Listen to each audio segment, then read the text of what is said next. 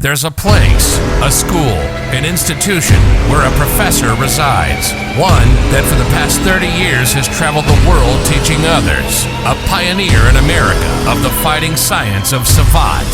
One who codified the sports of this fighting style. One who has produced clubs, champions, and continues to develop. Listen to words of Professor Buitron. Come train at the best kept secret of Laredo. Buitron Academy, 956-401-4868. Savate.biz. Hello everyone, I hope everybody's doing well. Number one, I want to thank you all for continuing to watch our channel, make our channel grow. Ask questions about Savate, about self-defense, about the history, about my professors, about people that are involved within the sport of Savate. It's been great. It's been fun to look back at individuals, look back at sequences, things that happen, put it forward for everybody to see, put it forward for everybody to experience what Savate is and have a different outlook of what Savate Danseru is. And it's appendage bodies of books Frances Savate and such, you know, where we started to where we are now here in the United States and across the world as well, because Danseru Savate is a force within the Savate realm that's to be reckoned with, and that's no lie. But this is a question that was asked last week, and actually was asked about 3 weeks ago in different formats, and that is, what do we do if we get into a street fight? What do we do get into a street fight?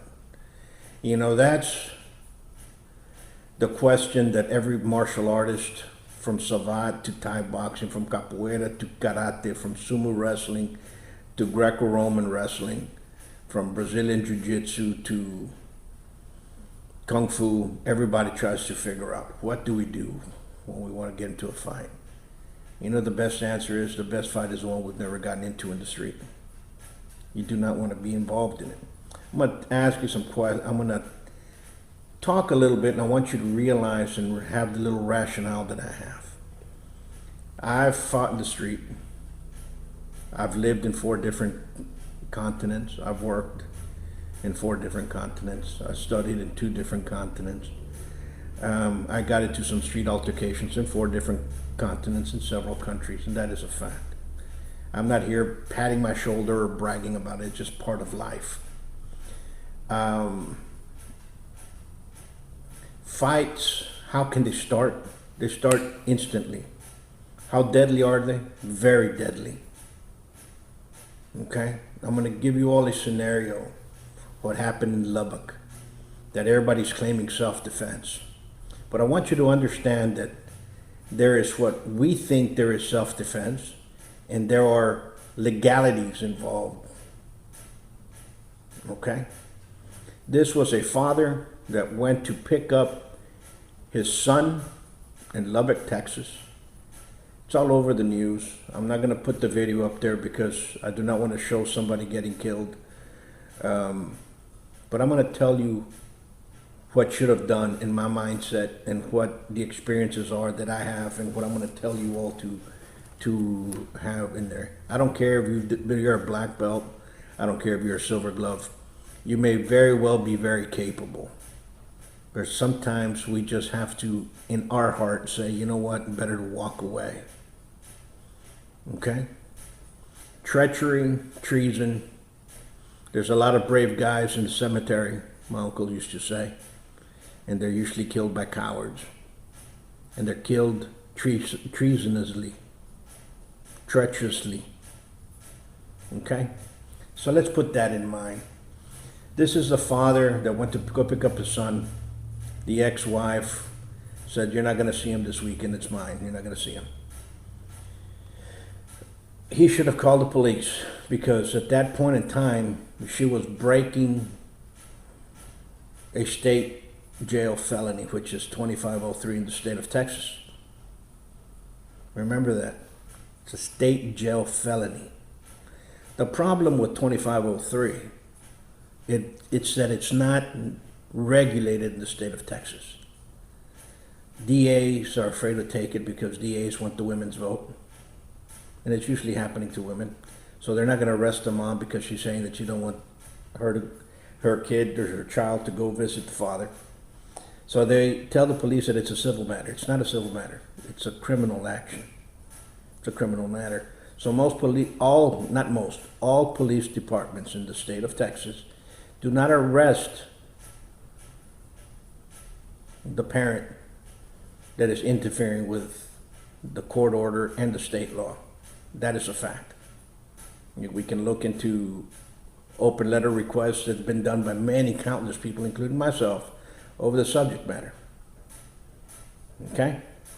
So the father goes over there, the living boyfriend or the new flavor of the month or whatever it was that was there living with the ex-wife comes out and says, "You're gonna leave. I want you to leave our house," blah, blah, blah, and starts coming. He goes inside, pulls out a gun. They start arguing, and guess what? The father of the child gets killed. Nobody wants to arrest him. Everybody's saying that it's a castle doctrine, that the man was in his own right, so on and so forth. Yeah, he might be, but legally he's not. Because number one, they were both involved interference with child custody, which is a state jail felony. Both of them. Now, is the DA going to take it or not? No. But what we have here is a dead father. You have a child that's no longer going to see a father. You know how many times that happens across the nation? Many times. What would happen is, number one, I'm talking about everybody out there, because you go in, you start training martial arts. I don't care whether it's Savate or sumo wrestling or catch-a-can wrestling or what have you. Problem is, you're going to think to yourself that you can take that person in there. And that person probably knows that you're training. And guess what? That person's going to pull out something and he's going to equalize the battlefield. And when a gun is produced, especially a shotgun of that nature, and you're not trained or you're not capable of taking it away, and things happen and go wrong. Okay? Now, what one should do in a situation once it starts getting volatile and you're already presented with a gun, walk away. Press charges. Do what you have to. Take pictures. Walk away. All right? Now, how easy is it to get into a fight? That was a fight. How easy is it? We've seen video after video on social media about people getting in a fight in the streets. It happens that quick. It happens that fast. And what happens is the person that has been training better be on point, better be with his eyes open, better be very much not trigger happy of using his skill, but he better have his basics on point. Okay? Because the basics are the ones that are going to save you. If you do not have that, and you're out there clowning around, the worst part is you're going to die. The horrendous part is you get maimed and you get crippled or you get hurt for life, that you have to have somebody spoon feed you. Understand that. Now, within the martial arts, there's a lot of people that want to become the tough thug. They want to go to the bars and beat up and rack the skill and go tell the professor, go tell the sensei, "Sensei, I got a fight this weekend and I tried that technique and that technique worked." It happens. Believe me, it happens. And those 30-year-old power drinkers, those that are looking for a fight, you're not going to beat the ride. You're going to fight in the bar. Police are waiting outside. Guess what? You're going to go to jail. You're going to spend thousands on bail bonds. God forbid you hurt the person. Over what? Sometimes we have to walk away. And let me tell you this. Let's say you're at the bar and you're there with a girl, or you just meet a girl, and a friend of hers comes up and says, you know what, he's going to take her away from you, and you say, wait a minute, she's with me. That's usually how bar fights start. The guy stands up, you've been training and been hitting the gym maybe 3 months, 4 months, you stand up there, bam, the guy floors down. Hit him a couple of times, you win the battle. What do you do next? You get out of there, you leave. You don't stay at the bar. Why? Because he's going to go get his friends and he's going to come back. And usually when they come back, they're going to come back with 2 friends of his, Smith and Wesson. And usually something's going to happen. Okay? So you have to be very, very careful of where do you pick fights, where do you fight, how do you fight. Because I guarantee you that the vast majority of people in this world now, as soon as something happens, guess what? They're going to pull out their camera and they're going to start videotaping it. And they're going to videotape everything that goes on. People say, oh, that's not going to happen to me. My friends are going to be there to back me up. No, your friends are probably going to be videotaping and putting it on social media and tagging everybody. So be careful when you fight. Okay? Be careful. Because a fight can happen very quickly. They're violent, they're vicious, and they're deadly. So you yourself have to understand, what am I training for? I'm training to learn how to defend myself. And everybody's going to say, well, I was defending myself. I was having a drink and the guy bumped me. That's not matter for a fight. Just say, excuse me. You know how far you can go by saying, excuse me?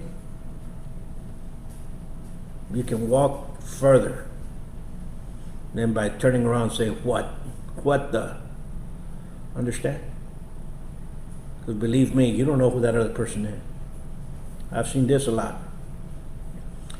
You're driving down the street, somebody honks at you and somebody flips you the bird. Right away you flip it back, you start cussing back and forth, and you start getting in a fight in the red light or in a parking lot.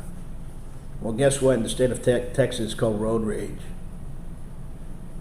If they catch you on camera, traffic light, or again, your nice guy that was driving behind you that has a nice cell phone that's going to put everything on social media and records all the actions that you have, and the police come in there and they charge you, and the prosecutor charges you with road rage, guess what's going to happen? And if you lose, that's 8 years in jail for road rage. Believe me, road rage is there. Understand the laws. Because sometimes when we think we're in the right, we're actually in the wrong. With that said, and if you like this message, click subscribe, click like, share it, ask me questions, because we're going to continue moving forward. The reason I'm asking, that I answered this question, and I'm asking you all to share it, is because what we think is right under the law might be wrong. Understand? So we cannot go around trying to say that everything is self-defense or I feared for my life. Because when you cannot retreat, it's not self-defense. Remember that. And the bartender at the bar, the waitress, they're not your friends. They might smile at you there because they're doing a job. You're their client. So they're not going to lose their job for you. Understand that? So understand everything that goes on. Understand that witnesses in a fight are what's going to win a fight. If you don't have any witnesses, well, guess what? You're not going to win. All right? Until next time, much peace. Guys, I'm getting a lot of calls and emails about doing workshops again. And believe me, we used to do a workshop every other week somewhere in the country, some abroad.